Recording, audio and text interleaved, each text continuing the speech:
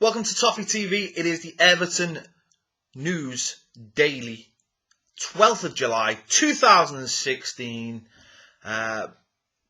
Obviously, one thing to talk about today, broke in the last hour or so, but we're not going to talk about that just quite yet. I thought this was going to be the main story of today, but two stands, one very iconic, are going to get a name change at Goodison Park. Yes, the Gladys Street will be known as the Howard Kendall Gladys Street end from now on, and the park end will be known as the Sir Philip Carter Park stand.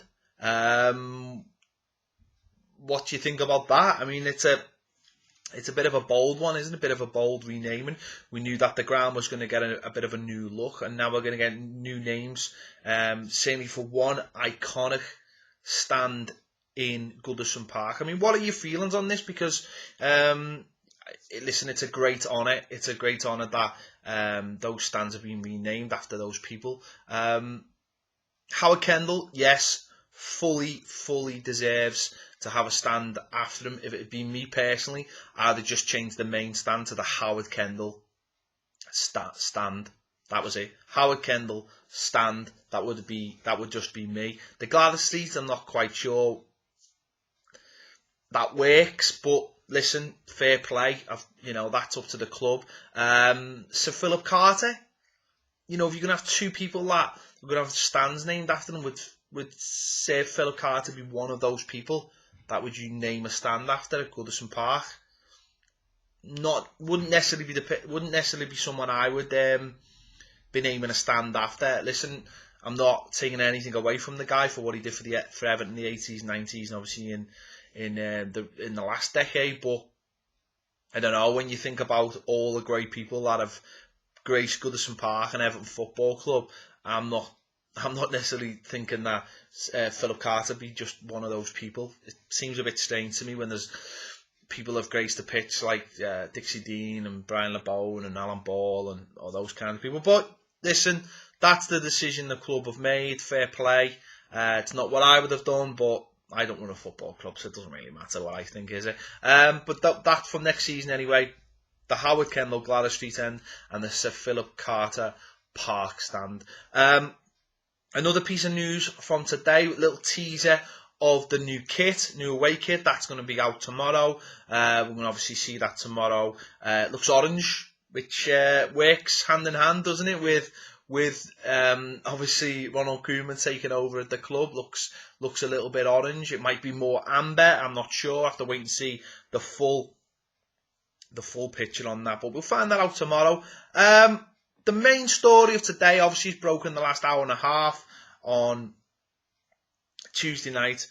John Stones apparently is keen to move to Manchester City and wants to move before he comes back to Everton. Basically, doesn't want to come back to Everton, wants to be a Manchester City player. Obviously, something's gone on in the background. We know these things happen. Wants to be a Man City player. Pep Guardiola's keen to bring him in as well at Manchester City. Obviously wanted to go to Chelsea last year. City don't want to pay the asking price, which apparently is 50 million, and are looking to get rid of some players. Which is, who would you have? Who would be those players? If they offered, say, 25 million and 2 to 3 players, who would you take? You've got the likes of Boney. You've got the likes of Joe Hart. There's other players there. Who would interest you at Manchester City? Who would you want? Joe Hart plus 30 million. Who would you be willing to take from Manchester City? I mean, personally, I'd take maybe 35 and Boney. I think I'd go for that.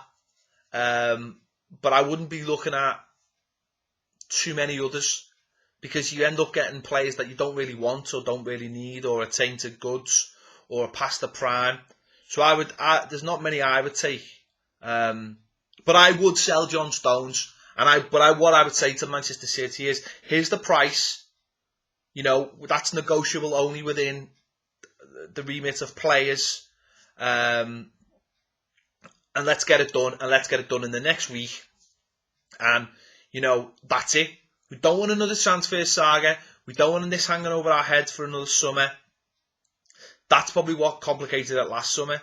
Let's get it done. Let's go and get our replacement. The rumour is the replacement is Koulibaly, if I'm saying that right. We talked about that yesterday. From Napoli, they're willing to put a huge chunk of the transfer fee on that. And let's get it done and let's get it dusted. Let's get the guy out the door. No issue with him leaving. Listen, let's just get it done. Like when Sterling left Liverpool, just get it over and done with. Let's no messing about. Let's just get it done, get it dusted, out the door. No complications. Because these things can just drag on, and that's the last thing we want.